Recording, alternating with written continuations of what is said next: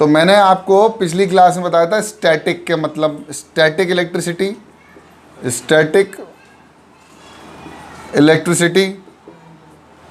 और मैंने आपको बताया था करंट इलेक्ट्रिसिटी। मैंने कहा कि स्टैटिक का मतलब होता है एट रेस्ट और करंट का मतलब होता है इन मोशन। दोनों ही एक प्रकार की स्टेट्स हैं जिसमें करंट जो है वो होता है जब चार्ज कर रहे होते हैं मोशन, जब चार्ज मोशन में हो, charge as an motion, charge कहाँ पे हो, मोशन में। लेकिन जब चार्ज रुका हुआ हो तो उसको बोलते हैं स्टैटिक। क्या बोलते हैं? स्टैटिक। यानी चार्ज जब रुके हुए हैं। चार्ज कितने प्रकार के? दो प्रकार के, इलेक्ट्रॉन एंड प्रोटॉन। ये दो चार्ज की बात हमने अब तक बहुत सारी बार कर चुके हैं, इनके बारे में और डिस्कशन मेरे को करना भी नहीं है, अब इतना मैं कर चुका हूँ। क्यों भाई, सही है कि नहीं?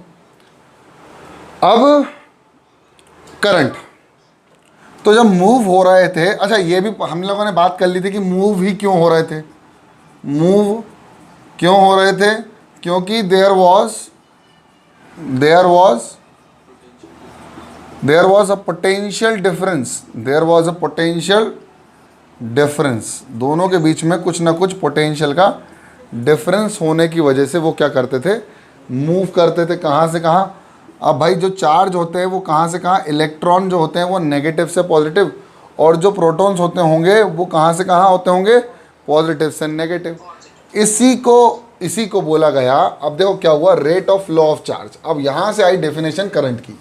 तो करंट की मैंने पिछले क्लास में डिस्कस कर भी ली थी कि current is flow of charge, तो electricity is again a flow of charge.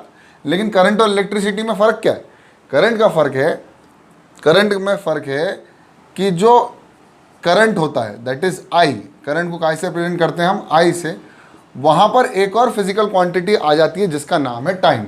तो flow of charge with respect to time is called current, और जिसकी यूनिट, अच्छा ये भी बता दिया था क्या मैंने, जिसकी यूनिट होती है एम्पेयर, ये भी मैं बता चुका था, है ना। अच्छा, इसकी यूनिट होती है एम्पेयर। अब एक सबसे तगड़ी चीज़ ये आपको समझ में आना चाहिए कि जो करंट है वो flow of charge with respect to time है, इलेक्ट्रिसिटी है फ्लो ऑफ चार्ज। अब इलेक्ट्रॉन जो होते हैं वो मूव करते हैं फ्रॉम नेगेटिव से पॉजिटिव। अब देखो क्या खेल बनाने वाला हूँ मैं, बनाने वाला हूँ एक बहुत बढ़िया सी इलेक्ट्रिकल सर्किट बनाने वाला हूँ, इलेक्ट्रिकल सर्किट जहाँ पर इसका मतलब होता है रेजिस्टेंस। अभी आएगा, इसका भी खेल आएगा। यहाँ कुछ होता है, इसको बोलेंगे नेगेटिव, इसको बोलेंगे पॉजिटिव। अब क्या होता है जब इलेक्ट्रॉन नेगेटिव से पॉजिटिव की तरफ मूव कर रहे होते हैं, the motion of electron from negative to positive, वहीं पर कन्वेंशनली क्या दौड़ता है, करंट। इसीलिए करंट का जो डायरेक्शन है वो पॉजिटिव से कहाँ है, नेगेटिव। कन्वेंशनल डायरेक्शन मतलब उसका जस्ट उल्टा, यानी करंट का जो डायरेक्शन बना, the direction of current from positive से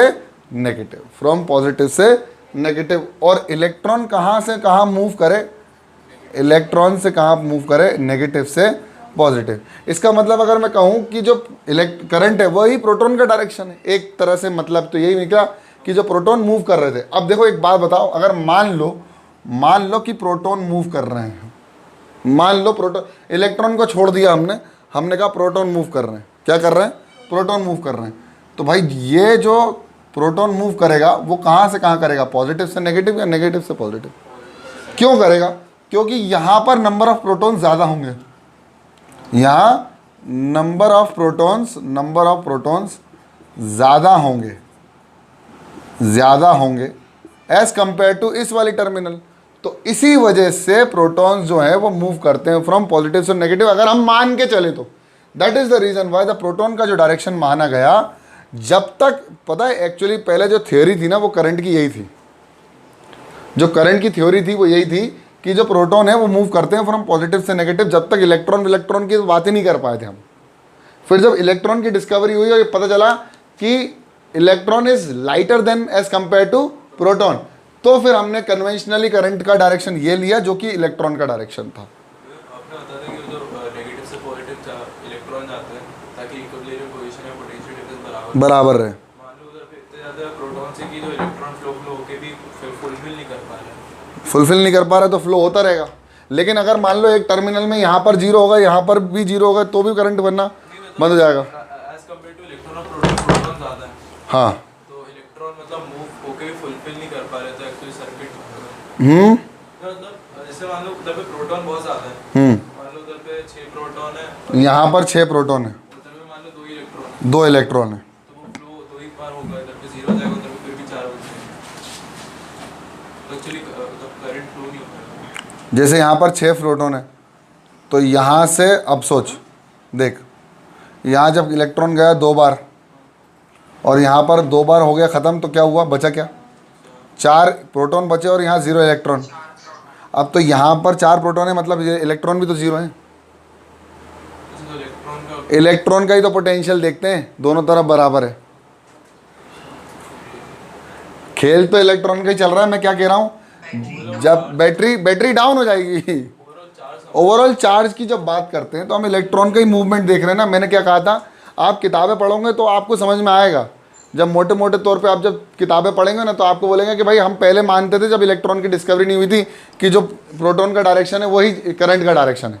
लेकिन जब हमें पता चला कि भैया इलेक्ट्रॉन तो हायर पोटेंशियल से लोअर पोटेंशियल जाता है, हायर पोटेंशियल से लोअर नहीं, higher concentration of electron to lower concentration of electron.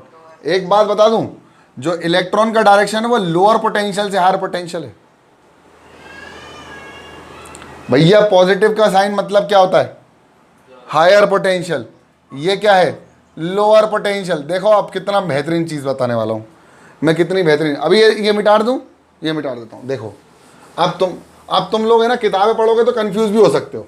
4 किताबें, 4 बातें, 4 मुंह, 4 बातें, 4 अलग अलग तरीके के कंसेप्ट। अब देखो मैं बताता हूँ तुम्हें, एक बात समझना है कि भाई ये हमारी बैटरी है, इस बैटरी में से इलेक्ट्रॉन का कंसंट्रेशन ज़्यादा कहाँ है, नेगेटिव टर्मिनल पे। Higher concentration of electron. अच्छा, इलेक्ट्रॉन पे चार्ज नेगेटिव होता है या पॉजिटिव होता है, तो नेगेटिव कंसंट्रेशन मतलब इलेक्ट्रॉन का नेगेटिव, जो इलेक्ट्रॉन होगा, जहां इलेक्ट्रॉन होगा वहां पोटेंशियल कैसा होगा, ओवरऑल लोअर। अरे यार ये प्रोटॉन है। अब सुनो, हायर कंसंट्रेशन ऑफ प्रोटॉन, अभी रुक जाओ, हायर कंसंट्रेशन ऑफ प्रोटॉन। अब देखो मजा आने वाला है। प्रोटॉन के पास चार्ज कैसा होता है, पॉजिटिव, तो ये मैंने पॉजिटिव बोल दिया, ये मैंने नेगेटिव बोल दिया। अगर मैं इसको बोलूं नेगेटिव 5 करोड़ और मैंने इसको बोल दिया 0 करोड़, 0 करोड़, हाँ 0 करोड़ कुछ भी नहीं है, तो भाई कौन सा बड़ा है दोनों में, भाई पॉजिटिव वाला बड़ा है, 0 करोड़ बड़ा है। पॉजिटिव का साइन हमेशा बड़ा होता है। हाँ पॉजिटिव का साइन हमेशा। अब तेरे पास तेरे 10 नंबर आए हैं और मेरे -2 नंबर आए, तो किसके ज़्यादा नंबर आए, मेरे, इस तेरे ही आए। अब मैंने कहा तेरे -10 मेरे -2, किसके बड़े, -2 बड़ा हो गया ना। अब मैंने कहा कि भाई यही चीज़ अब मैं देख बता रहा हूँ, 0 आए हैं और -10 नंबर आए तेरे, तो ऑब्वियसली 0 ठीक है, माइनस में चले गए तो माइनस को ओवरऑल, जो ओवरऑल बोला जाता है वो एक्चुअली बोला जाता है लोअर पोटेंशियल। क्या बोला जाता है, लोअर पोटेंशियल। और पॉजिटिव टर्मिनल को बोलते हैं, हाँ पॉजिटिव को बोलते हैं हायर पोटेंशियल। ये सेम समझ लो कि पानी की जो टंकी है वो ऊपर है तो हायर पोटेंशियल, तुम्हारी बाल्टी नीचे है तो लोअर पोटेंशियल। अब देख पानी तेरे टंकी से बाल्टी में आएगा कि बाल्टी से टंकी में जाएगा, हायर पोटेंशियल पे कौन थी, टंकी थी। लोअर पोटेंशियल पे कौन था, पानी कहां से कहां मूव किया हमेशा, बिना उसके, हायर टू लोअर। अब सुनो, जब मैंने एक एग्जांपल बताया, कंफ्यूज मत होना, जब मैंने एक एग्जांपल बताया था तो मैंने यहां दोनों को सेम पोटेंशियल पे रखा था। जब पानी मूव हुआ था तो सेम पोटेंशियल पे रखने पर सेम, यहां पर पोटेंशियल हमेशा हायर और लोअर ही होगा। तो मैं बता दूं, इलेक्ट्रॉन का जो मोशन होता है या जो इलेक्ट्रॉन का जो मूवमेंट होता है, या direction of electron, direction of, लिख लेना है किताब में, direction of electron is from lower potential to higher potential. इसका मतलब ये हो गया कि higher concentration of electron to lower concentration of electron, मतलब वही है। या फिर करंट का जो डायरेक्शन है, the direction of current, the direction of current ऐसे लिखो। हाँ, direction of current is always higher potential to lower, higher potential to lower potential.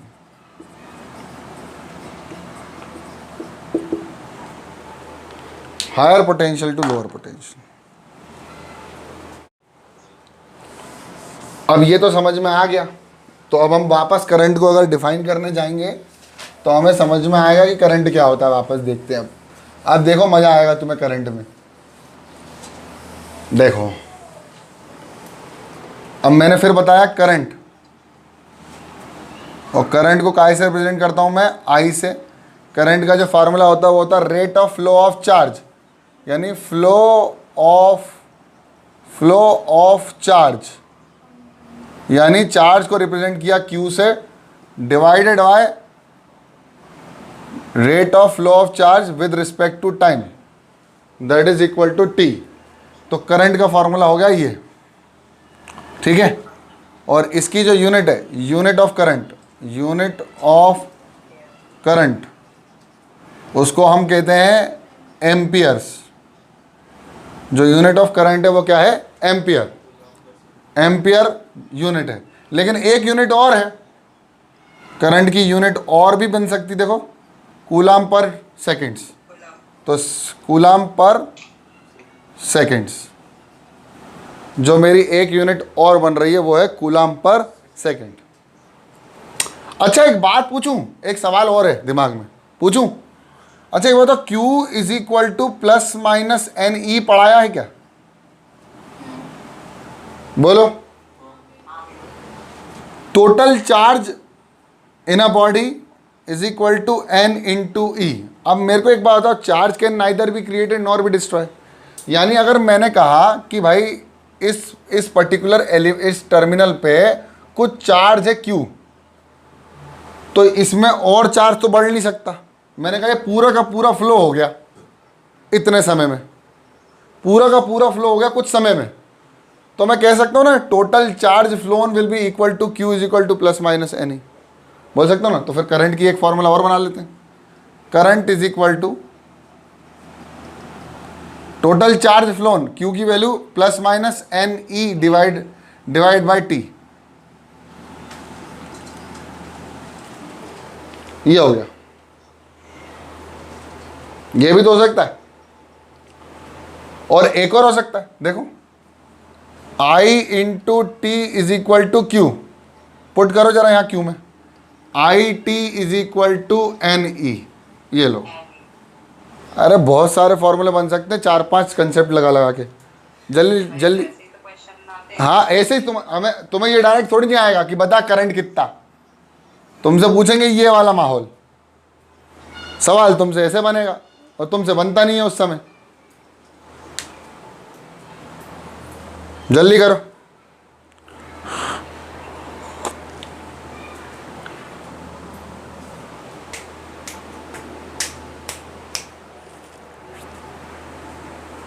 जल्दी कर लो। चलो, एक बहुत फेमस सवाल है, इसी से रिलेटेड है।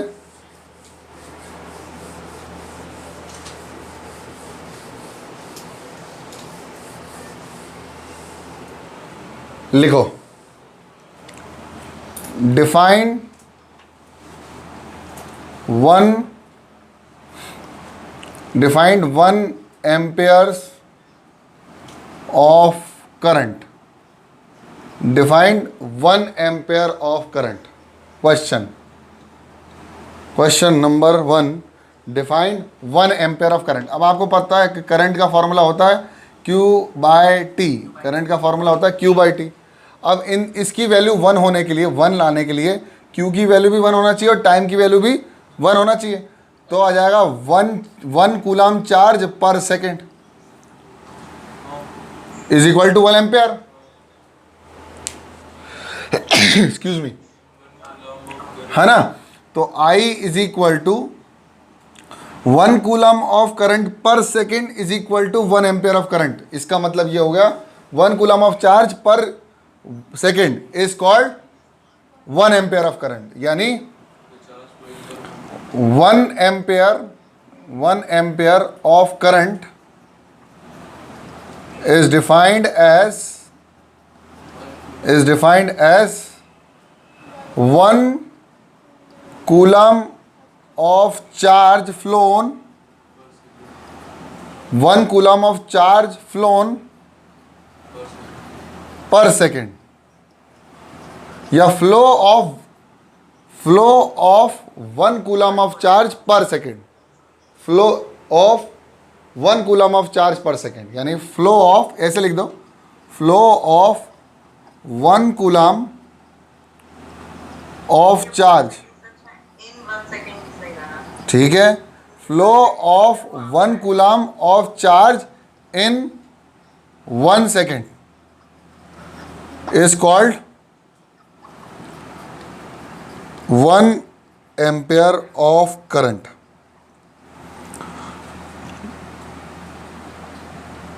छापो। चलो एक सवाल और आया है, बहुत प्यारा ताज़ा ताज़ा सवाल है, लिख लेते हैं। एस चंद का एग्जाम्पल है, बढ़िया किताब है 10th के हिसाब से, और हर एक चीज़ दी गई है, देख लो। And electric bulb draws a current of 0.25 ampere for 20 minutes. Calculate the amount of electric charge. Calculate the amount of electric charge.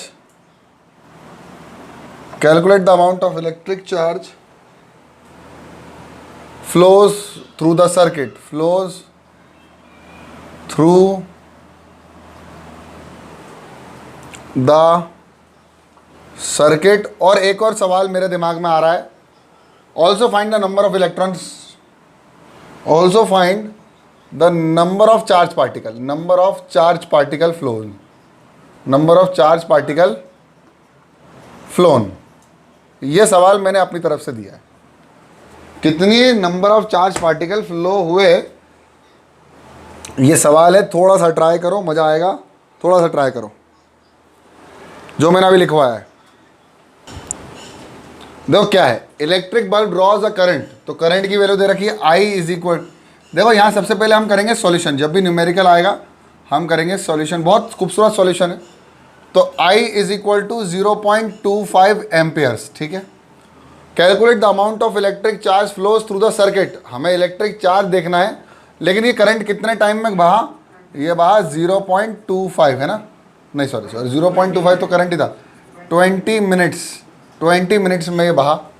तो एक बात बताओ, 20 मिनट में कितने सेकंड होते हैं, 20 मिनट इंटू 60 सेकेंड्स, तो पहले अपन ने SI में कन्वर्ट कर लिया, that is equal to 1200 seconds में कुछ चार्ज फ्लो हुआ होगा, जिसकी वजह से कुछ करंट महसूस हुआ अपन को। तो वो करंट कितना हुआ, मान लीजिए चार्ज कुछ फ्लो हुआ divide by time, Q is equal to I into T. तो Q is equal to 0.25 into 1200, तो जब 100 से मल्टीप्लाई किया तो 25 हो गया, 25 इंटू 12 कर दिया, तो जो चार्ज की वैल्यू आई वो आई Q is equal to 25 into 12, 12 पंजे 60 और 12 दूनी 24 और 6 30, that is equal to 300 coulomb हो जो चार्ज है वो बहा पूरे सर्किट में से 20 मिनट के अंदर 300 कूलाम चार्ज बहा। This is the answer according to the book. यहीं तक हमारा आंसर खत्म हो जाना चाहिए था, लेकिन अब मैंने एक सवाल और पूछ लिया, find number of charge particles. अब कितने नंबर ऑफ चार्ज पार्टिकल्स, तो नंबर ऑफ चार्ज पार्टिकल निकालने के लिए हमें क्या करना पड़ेगा, Q is equal to plus minus N E. अब प्लस माइनस है तो प्लस है, दोनों पे चार्ज बराबर है, दोनों की तरफ पॉजिटिव है, तो यहाँ लिख देंगे हम टोटल कितना charge 300 multiplied by number of electron, charge on one electron that is equal to 1.6 into 10 to the power minus of 19 coulomb. ये नीचे लेके जाओ, n की वैल्यू आएगी 300 divide by 1.6 into 10 to the power minus of 19, ऊपर गया तो माइनस 19 हो गया प्लस 19, यानी ये हो जाएगा 300 multiplied by 10 to the power plus का 19 डिवाइड बाय 1.6। एक पॉइंट हटाए, एक जीरो और लगा ले। अब देख 4 1 जा देखो 2 5 जा 10, 2 8 जा 16, ये हो गया 100। देखो 100 1 जा 100, 25 जा 4 जा, और ये हो गया 4 2 जा। अब एक और बचा है तो इसको लिख दो 3 into 25 into 5 into 10 into 10 to the power 18। हमने एक उधार और ले लिया और एक 2 और बचा है, 2 1 जा 2, 2 5 जा 10, 5 5 जा 25, 25 इंटू 25 625। देखो फाइनल रिजल्ट यहाँ लिख रहा हूँ, और 625 को मल्टीप्लाई कर दो मेरे प्यारे बच्चों 3 से, तो ये आएगा 1875 multiplied by 10 to the power 18। तो बस हमारा फाइनल रिजल्ट यहाँ लिख रहा हूँ, n is equal to 1.875 into 10 to the power 21। 1 2 3 खसका दिए तो 3 यहाँ बढ़ा दिए। अरे इसको स्टैंडर्ड फॉर्म में लिख दिया करो यार। हाँ स्टैंडर्ड फॉर्म में लिखना चाहिए, ये स्टैंडर्ड फॉर्म है, आपने मैथ्स में पढ़ा होगा 7th क्लास में, स्टैंडर्ड फॉर्म। कभी भी नंबर ऑफ, अब देखो ना यहाँ पर क्या लिखा हुआ है 1.6 into 10 to the power minus 19, ये 16 की पावर 10 टू द पावर भी कुछ लिख सकते थे ना, इनने 1.6 ही क्यों लिया? स्टैंडर्ड फॉर्म में लिखते बेटा हर चीज़, छापो। चलो चलो ठीक है। अब भैया बहुत बातें कर ली हम लोगों ने जो चल रहा है, अब हम बात करते जो चलता है। हम बात कर रहे हैं पोटेंशियल की। एक बात सवाल दिमाग में घूम रहा होता है और बहुत क्वेश्चन पूछता है, वो इतने क्वेश्चन पूछता है कि हम पगला जाते हैं कि हम कहाँ से सांस, नहीं हमें तो सांस तो लेनी है, हम सांस लेना मुश्किल कर देता है वो सवाल। यार एक बात पूछना चाहता हूँ कि what is potential, what is, मेरे को कोई फिजिक्स की डेफिनेशन कुछ भी नहीं चाहिए, मुझे कोई किताब से कोई ऐसे थूक लगा के पलटाने वाले लोग भी नहीं चाहिए। मुझे सिर्फ एक सवाल का जवाब दे दो कि पोटेंशियल तुम्हारे दिमाग में क्या हिट करता है, व्हाट इज पोटेंशियल। मैंने कहा भाई इस लड़के में पोटेंशियल है, काम करने की क्षमता, काम करने की कैपेसिटी, क्षमता को ही तो बोलते हैं कैपेसिटी। यानी मैं कहूं कि capacity to do work is called potential. अब मैंने कहा कि वर्क करने की कैपेसिटी, वर्क करने की कैपेसिटी, और वर्क ही एक प्रकार से एनर्जी भी है। आपको पता ही है capacity to do work, ability to do work is called energy. तो यही एबिलिटी को ही पोटेंशियल कहा गया है कि भाई कोई भी चीज़ तब पोटेंशियल उसका जाहिर होगा जब हम देखेंगे कि उसके अंदर काम करने की क्षमता है। आज से कुछ साल पहले की अगर मैं बात करूं 2010, कुछ साल पहले, 10 साल पहले करीबन मेरे को अगर तुम देखते तो मैं हाथ अगरबत्ती पैर मोमबत्ती एकदम खड़ा सीधा सिंठी जैसा, मतलब सीख जो होती है ना पतंग का ठड्डा, उसकी तरह मैं दिखता था। फिर मेरे अंदर, मेरे पर्सनालिटी के अंदर कुछ ना कुछ चेंजेस आते गए, कुछ ना कुछ। हाँ अभी वो मेरा एक दोस्त है, मेरा भाई बैठा हुआ अंदर, उसके पास मेरे पुराने कुछ उनके बर्थडे मना था तो मैं इनके घर गया था, वो वीडियोस तुम्हारे पास मुझे चाहिए। हाँ तो मुझे चाहिए बेटा, अब अभी भी नहीं चाहिए, मुझे अभी चाहिए, ठीक है भेज देना। तो मेरे प्यारे बच्चों, मैं एक चीज़ बताना चाहता हूँ, मैं जिस बात की बात करना चाह रहा हूँ वो ये है कि मुझे नहीं पता था कि 2012 आते आते दुनिया ख़त्म, नहीं दुनिया वाली लाइन तो दूसरी है, 2012 आते आते मुझ में एक बढ़िया सा काम करने की क्षमता आ जाएगी। वो काम था डांस करना। ठीक, मुझे डांस करना बहुत शौक हो गया था। इस समय तक तो मैं एक शादी में गया था तो मैं लोगों को देख के बड़ा उत्साहित होता था कि यार कितना अच्छा डांस कर लेते हैं लोग। फिर मतलब ये वो स्क्वायर होता था जहाँ पर डीजे पे लोग अपने आप को ऐसा माइकल लाल जे किशन समझने लगते थे, और मुझे इतना इन्फिनिटी कॉम्प्लेक्स आता था कि मैं उस पर्टिकुलर स्क्वायर पे मैं चढ़ता नहीं था कभी। मैं वो डर लगता था 2012-10 तक। जैसे 2012 आया और मुझे डांस करने की इतनी क्षमता हो गई कि जो लपूंदरे बाराती डांस यहाँ करते थे उनको मैंने साइड करते गया, और फिर मैंने अपना ओरिजिनल माइकल लाल जे किशन लेके आया, और मैं फिर सेंटर ऑफ द अट्रैक्शन था हर पार्टी में 2016 तक। मतलब कहीं भी पार्टी हो, पुनीत भाई का डांस ना हो ऐसा हो ही नहीं सकता। कोई स्कूल में फंक्शन, कोई कॉलेज में फंक्शन चल रहा है, पुनीत सर का डांस ना हो ऐसा हो ही नहीं सकता। यानी मेरे अंदर कुछ काम करने की एबिलिटी आ गई। ये आ गई कि अंदर से थी, पहले से थी। क्या मुझे पता था? क्या मुझे पता था? नहीं। इसी को बोलते हैं कि काम करने की क्षमता तो होना लेकिन पता ना होना, is called potential. Is called potential. अब पोटेंशियल तो डिफाइन ही नहीं है, फिर मतलब नहीं है। मतलब अगर मुझे पता ही नहीं है तो पोटेंशियल होता है क्या? नहीं। तो in physics potential is not defined. Not defined. Potential define ही नहीं है फिजिक्स में। तो एक्चुअल में जो चीज डिफाइंड है फिजिक्स के अंदर वो है पोटेंशियल का डिफरेंस। पोटेंशियल का डिफरेंस यानी पोटेंशियल डिफरेंस। अब मैं आपको समझाता हूं। वही थिरक रहे थे लोग 2010 में, मैं उनको देख रहा था, तो मैंने उनको देखकर यह सोचा कि यार मैं भी तो कर सकता हूं। जब कोई काम करने की क्षमता होना लेकिन नहीं कर पाना, होना इज पोटेंशियल। लेकिन मैंने उनको कंपेयर किया अपने आप से कि ये तो लकड़ बग्गे लग रहे हैं डांस कर रहे हैं, तो इससे बेटर तो अपन ही कर सकते हैं। थोड़ा 5th कॉपी माइकल जैक्सन की आएगी, 2nd कॉपी भी नहीं 5th कॉपी आएगी, लेकिन थोड़ा तो अच्छा आएगा मटेरियल। तो ये चीज जो चल रही थी वो कंपैरिजन चल रहा था। किसका? पहले तो आप किसी और से कंपेयर कर रहे थे अपने आप को, यानी you are creating a difference between the two. वो कैसा काम कर रहा है? It means that he has और she has that potential in it. आप कैसे काम कर रहे हो? काम कर रहे हो, that is you have that potential in it, in you, inside you, whatever you. अब क्या हुआ भाई? जब तुमने उन दोनों को माइनस किया, तुमने देखा भाई मेरा ज्यादा इसका कम, या इसका ज्यादा मेरा कम, मुझे और सुधारना है, मुझे और ग्रूमिंग करनी है। तो अगर मैं आज अपने आप को 2020 में अपने आप को 2012 से कंपेयर करता हूं, तो मैं महारद्दी डांसर हूं आज की स्थिति में, क्योंकि मेरी सारी प्रैक्टिस छोड़ के देख नहीं रहा हूं। पहले हाथ अगरबत्ती पैर मोमबत्ती, वो मोमबत्ता हो गया जाड़ा जाड़ा। तो चीजें ये हैं कि आपका पोटेंशियल हमेशा कंपेयर होता है, तभी आप पता लगा पाते हो कि, तो चीजें ये हैं कि आपको पता नहीं है कि आप क्या कर लेते हो। आपके अंदर वो पोटेंशियल है लेकिन आपको पता नहीं है, क्योंकि आप कंपेयर ही नहीं कर रहे हो। आप एल्विस प्रेस्ली से अपने आप को कंपेयर करोगे ना, तो आप पहले तो स्पेलिंग नहीं बोल पाओगे, फिर बोल लोगे तो लिख नहीं पाओगे, ठीक है।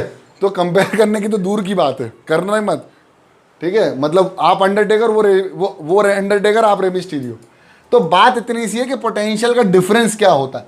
अब वर्क करने की क्षमता, काम करने की क्षमता। आप सुनो, इन इलेक्ट्रॉनिक्स या इन इलेक्ट्रिसिटी, फिजिक्स के अंदर potential is not defined, the word is defined is potential difference, and that potential difference is nothing but work done.